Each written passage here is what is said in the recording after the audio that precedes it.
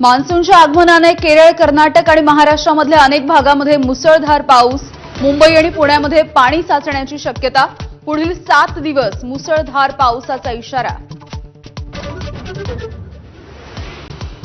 बारामतीमध्ये तुफान पाऊस. पिंपरीमध्ये पाण्याच्या वेगामुळे नीरा डावा कालवा फुटला.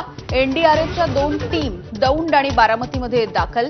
उपमुख्यमंत्री अजित पवार यांच्याकडून पूरग्रस्त भागाचा पाहणी दौरा. पुण्यामध्ये झालेल्या मुसळधार पावसामुळे जनजीवन विस्कळीत. अनेक ठिकाणी शिरलं पावसाचं पाणी. खबरदारी म्हणून एनडीआरएफच्या 2 टीम सुद्धा दाखल. मान्सून लवकर दाखल झाला असला तरी शेतकऱ्यांनी पेरणीची घाई करू नये. कृषी विभागाच्या सूचना. हवामानामध्ये बदल होण्याचाही अंदाज.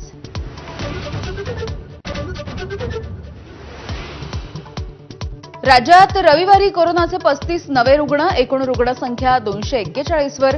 कोरोनाचा विषाणू सामान्य, त्यामुळे चिंतेचं कारण नसल्याचं डॉक्टरांचं मत. हेरगिरीच्या आरोपांखाली अटकेत असलेल्या ज्योती मल्होत्राची पोलीस कोठडी आज संपणार. ज्योतीला आज हिसारच्या जिल्हा कोर्टामध्ये हजर केलं जाणार.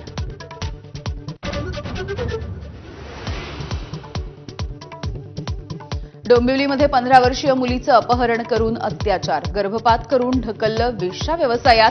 पीडितेची 2 महिन्यांनी सुटका. 4 जणांना अटक तर 1 जण अद्यापही फरार.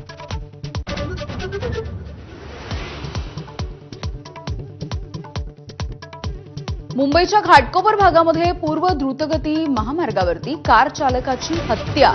कारचा धक्का लागला म्हणून दुचाकीस्वाराचं कृत्य. पोलिसांची 10 पथकं घेतायत मारेकऱ्याचा शोध. पाकिस्तानचा पर्दाफाश करण्यासाठी शेवटचं शिष्टमंडळ सुद्धा परदेशात रवाना. रविशंकर प्रसाद यांच्या नेतृत्वाखालील शिष्टमंडळ फ्रान्सला पोहोचलं. सर्व 7 शिष्टमंडळं परदेशात. पाकिस्तान नाही तर चीनच भारताला मोठा शत्रू वाटतो. अमेरिकेच्या संरक्षण समितीचा रिपोर्ट. मोदी लष्करी सामर्थ्य वाढवून वैश्विक नेत्याची प्रतिमा बनवत असल्याचंही निरीक्षण. वादग्रस्त आयएस अधिकारी पूजा केळकरची एबीपी माझावरती उलट तपासणी. बनावट दिव्यांग प्रमाणपत्र दिल्याचा आरोप खोटा असल्याचाही दावा. तर वडिलांनी लोकसभा निवडणूक लढवल्याच्या नंतर टार्गेट केल्याचाही आरोप. लालू प्रसाद यादवांकडून मुलगा तेजप्रताप यादवची पक्षासह कुटुंबामधून हकालपट्टी. बेजबाबदार वर्तन करत असल्याचा ठपका ठेवत मुलाला दाखवला बाहेरचा रस्ता. हिंदू समाज स्वतः मजबूत होत नाही तोपर्यंत जगात कोणीही त्यांची काळजी करणार नाही. सरसंघचालक मोहन भागवत यांचं विधान. तर मुस्लिमच हिंदू समाजाचा शत्रू हे का कळत नाही. संभाजी भिडेंचा आक्रमक सवाल. तांत्रिक अडचणीमुळे लांबलेली 11वी प्रवेश प्रक्रियेची वेबसाईट आजपासून होणार सुरू.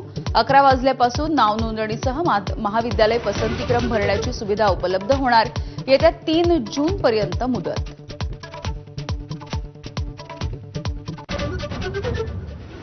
आयपीएलमध्ये काल गुजरात आणि कोलकात्याचा दारुण पराभव. क्लासेनच्या शतकाच्या जोरावर हैदराबादनं कोलकात्याला 110 धावांनी हरवलं. तर शेवटच्या स्थानी असलेल्या चेन्नईनं टॉपवरच्या गुजरातला 83 धावांनी नमवलं.